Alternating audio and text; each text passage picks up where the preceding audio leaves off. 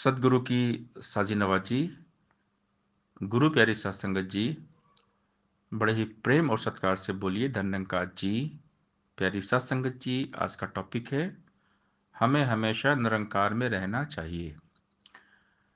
सदगुरु जी ने हमें निरंकार का ज्ञान दिया और कहा कि हमेशा निरंकार में रहिए, हर पल हमारा वास निरंकार में रहे, क्योंकि यही हमारी हद है। परमात्मा ही हमारी हद है। अगर हम परमात्मा में हमेशा रहेंगे तो हमें कभी घमंड नहीं होगा, किसी प्रकार का कोई अभिमान नहीं होगा। और जैसे ही हम परमात्मा को भूलते हैं, निरंकार की हद में नहीं रहते, वैसे ही हमारे अंदर आता है अहंकार। क्योंकि जब हम माया में रहेंगे तो माया का स्वभाव है अहंकार। मायावी मनुष्य के अंदर अपने आप अहंकार आ जाते हैं। माया इंसान को बनाती है मायावी, अभिमानी। तो जो मायावी व्यक्ति होता है हमेशा अभिमान में चूर रहता है, घमंडी बन जाता है। इसलिए सदगुरु जी ने हमें निरंकार का ज्ञान दिया कि निरंकारी हमारी हद है। हम अपनी हद को ना तोड़े, अपनी मर्यादा को ना तोड़े, हमेशा निरंकार में रहें। हमें हमेशा अपनी हद में रहना चाहिए, हमेशा निरंकार में रहना चाहिए। ज़्यादा हमें हवा में नहीं उड़ना चाहिए, क्योंकि आसमान में ठिकाने नहीं होते, आना ज़मीन पर ही है। कोई भी परिंदा अगर आसमान में उड़ता है ना, वो सब थक हार कर ज़मीन में ही आएगा। तो हमें हमारी अवकात नहीं भूलना चाहिए और सदगुरु की सौगात नहीं भूलना चाहिए, क्योंकि हम सबको पता है हमारे क्या हाल थे। कौन पूछता था तेरी बंदगी से पहले, बुझा हुआ दिया है तेरी रोशनी के पहले, तूने खरीद कर अनमोल कर दिया। सदगुरु जी के पास आए तो हमारी कीमत हुई।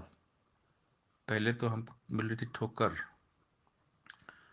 हर जगह धक्के धोखे मिल रहे थे, परेशानियां दुख तकलीफ जीवन में थे, क्योंकि हम परमात्मा को जानते नहीं थे। हमें हमारी हद का पता नहीं था, हमें हमारी औकात का पता नहीं था।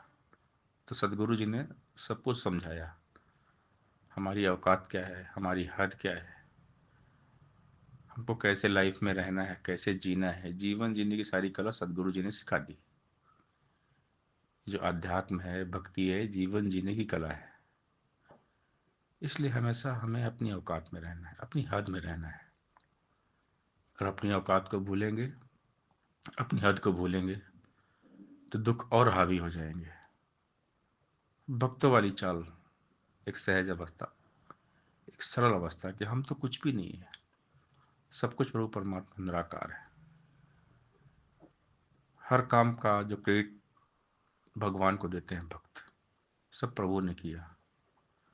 मुझ में कोई शक्ति नहीं है, मेरी कोई लियाकत नहीं है, मुझ में कोई ताकत नहीं है, मुझ में कोई बल नहीं है। निर्बल का बल राम, निर्धन का धन राम, सब राम है, सब निराकार है, सब सदगुरु है। मेरा मुझ में कुछ नहीं, जो कुछ है सो तेरा, तेरा तुझको सौंप दिया तो क्या लगे है मेरा। एक सांस भी हमारी नहीं है, ये सांस भी प्रभु चला रहे हैं। तो हर पल हर दिन हम अपनी औकात में रहें, प्रभु निरंकार में रहें, हमेशा निरंकार में रहें। क्योंकि हमारी रियलिटी, हकीकत क्या है ये हमको पता है।